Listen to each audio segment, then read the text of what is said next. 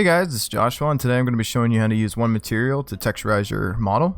So as you can see, I'm going to be focusing on the Nerf gun and not so much on the darts. There's 5 materials in total, or 5 different colors on this gun. But in my viewport I only have 2. This one's for the darts, so we don't really need that. But the second one is just for the gun. So I've been able to extract each of the colors and put them all in one material. So let's jump in and show you guys how to do it. Create a new project, and within this project you can import any model you want. If you want to follow along, I've made a download link for the Nerf gun. So I'm going to come up to File, Merge, Nerf Guns, and Nerf Long Stripe Model FBX, and press OK. As you can see here that there's the 5 colors, and they're just normal standard Cinema 4D colors. And if you do the drop down, there's a bunch of colors here. What we want to do is we want to group them together by color, and then we can add a Redshift tag to it. So the easiest way I found is if you click on one of the colors, so I'm going to do orange, right click, go to select texture tags, and this is going to select every material or every model in the scene that has an orange material on it. And I'm just going to right click, group, and name this to orange, and then put it on the top. I'm going to do this for all of them, so come up to select texture tags. We'll select all the blue, connect group objects, type in the color, put it in the top. Sometimes if you're lucky, your materials will all be in a row, and then you could just press shift or press on the materials and then shift and then go through it. But I just find if you right click on the material you want, click select groups, group the project or group it, and then type in the material color. I just found it works a lot quicker than finding each material and whatnot. So let me finish these off.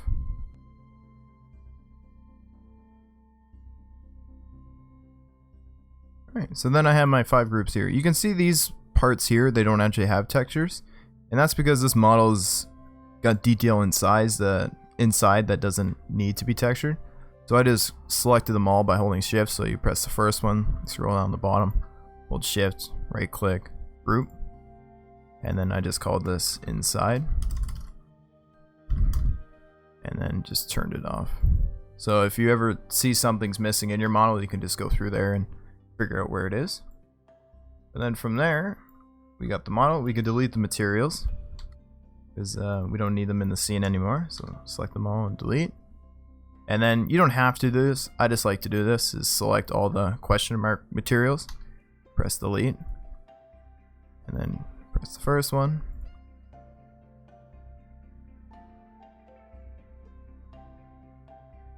Alright, so then we have the 5 materials and we don't have any materials in the scene. So I'm going to create a dome light. This isn't going to be a lighting tutorial by any means, so I'm just going to drop dome light. I have an HDR image, which is just a TV studio from HDR Haven, and it's going to import that. If we render it now, you're going to see the gun with no textures on it, and you're going to see the HDR that we have. So I'm going to rotate this a bit to find a spot where I like. Let's go with that. I'm going to find the spot where I want the gun to be. So last time I tilted it on an angle towards the camera, tilted it up, centered the view a little bit. That, grab a camera, drop the camera, go inside.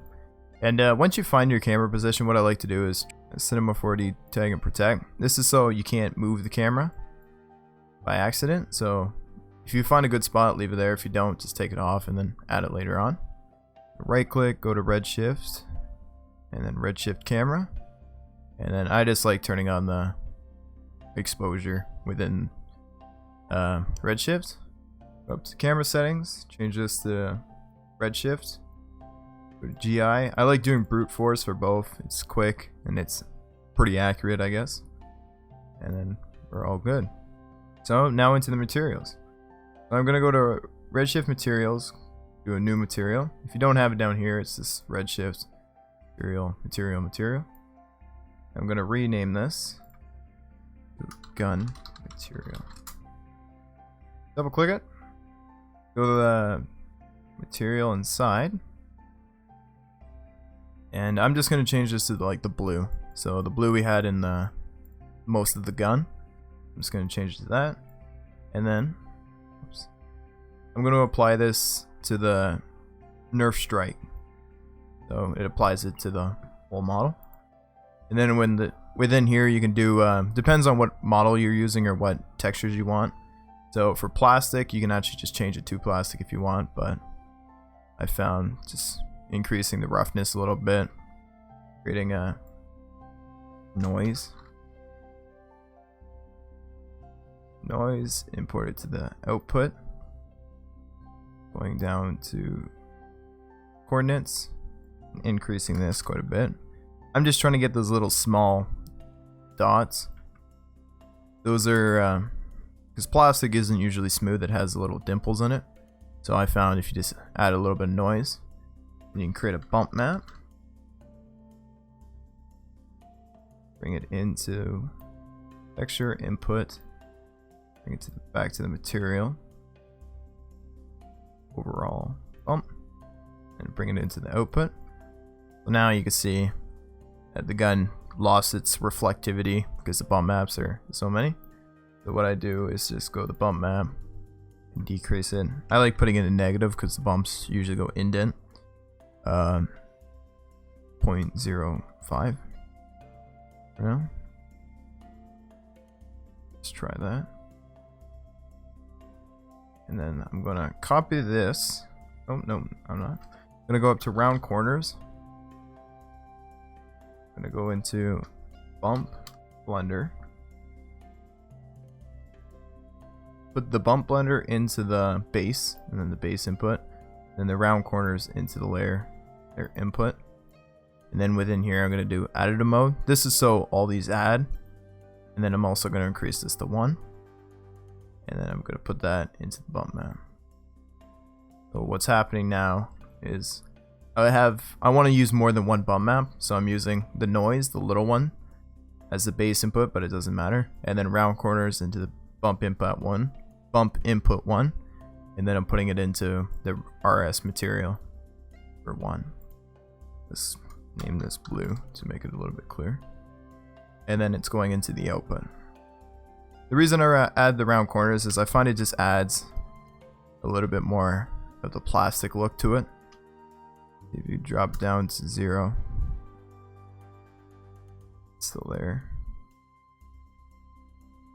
So it's like when you increase this and add a 0.3, it just kind of, well, it rounds the edges is exactly what it does, but it just like smooths the model and creates little indents. And I just find it just makes anything that's plastic, really, it helps sell it a little bit better.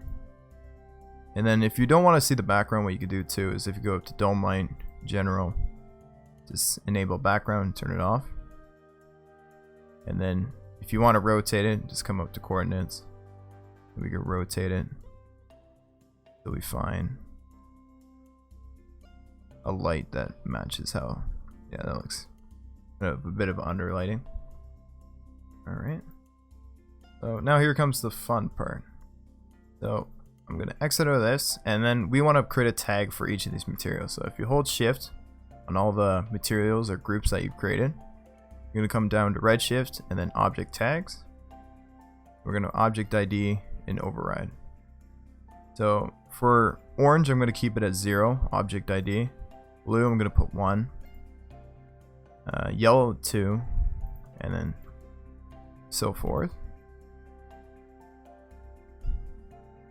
From there, I'm going to go back into the material. And we need to drop down an integer user data. And we need a shader switch. So input this into the shader switch. It'll be the selector, that's the only one you can put it in.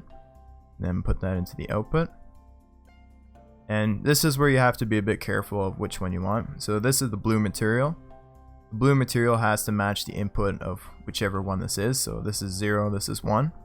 And my blue is 1. So I'm going to plug this into shader 1. Okay. And then I'm going to hold down Control and bring it up. And then this is going to be yellow. And I'm just going to do this a few more times.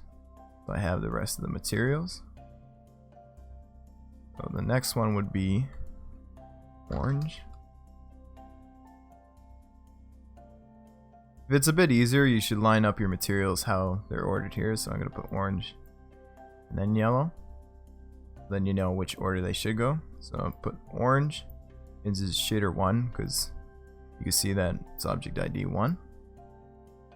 Yellow is 2. So bring it into 2. And then these ones are 3 and 4.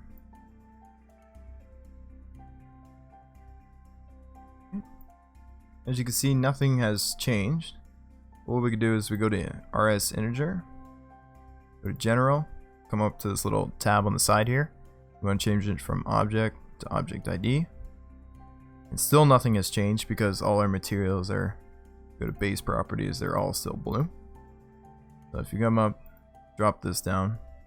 If you you don't have to, it's just if you're controlling the colors in here, you have to press OK and then they update. But if you do the drop down, you can update them while viewing it in your viewport. So that's fine. This is a little bit easier to find the materials you want. Then you want to do that with every material. Is find where you want.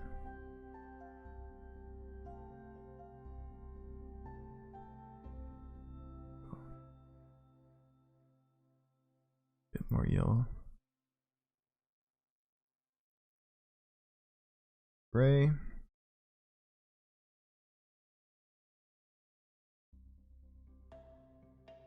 Light gray.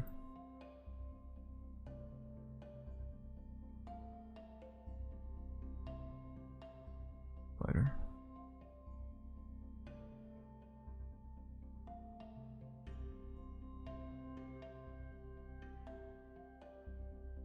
And then you can add so the bump map that I had with the noise in the rounded corners is only applying to the blue one now, but you just have to import this into which ones you want. So the orange, I want it. Yellow, well, I'm actually going to put this into all of them. And then it affects all of them now. Now this bump map is affecting everything. And the good thing about this is if you want to change, say, around the cornings, if you don't want it to be as much, you can put it to 0.1.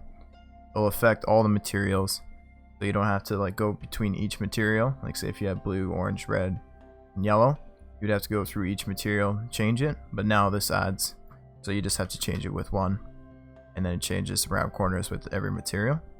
You can do this with other things as well. So say if you drop down texture.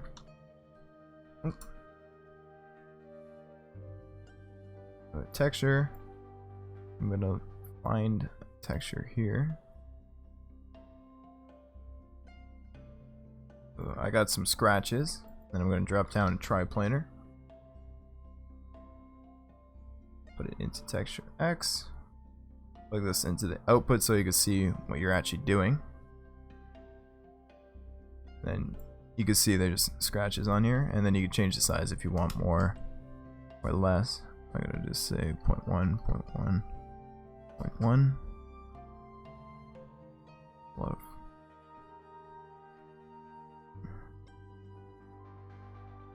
Let's just do 0.3. And then what you could do is, say if you want this to affect the roughness, so let me drop down a ramp. Like this. Ramp. Plug this into the output. Alt. Ramp. So now you can see the patchy spots there. Let's say if you wanted this to affect just the reflection on the blue, you can import it to blue, go to reflecting, and then reflection roughness, and nothing will happen until you plug that in. So now it'll be a bit hard to see, but wherever those white parts were on the reflection, that's where you'll see a reflection, for example. But anyways, that's pretty much how you do this. It's one material and it affects all your every model you have, or just the one model you have, sorry. And yeah, it's procedure, so it helps, and it's very good to put into your workflow. So hope you guys enjoyed. Thanks for watching and have a good day. Bye.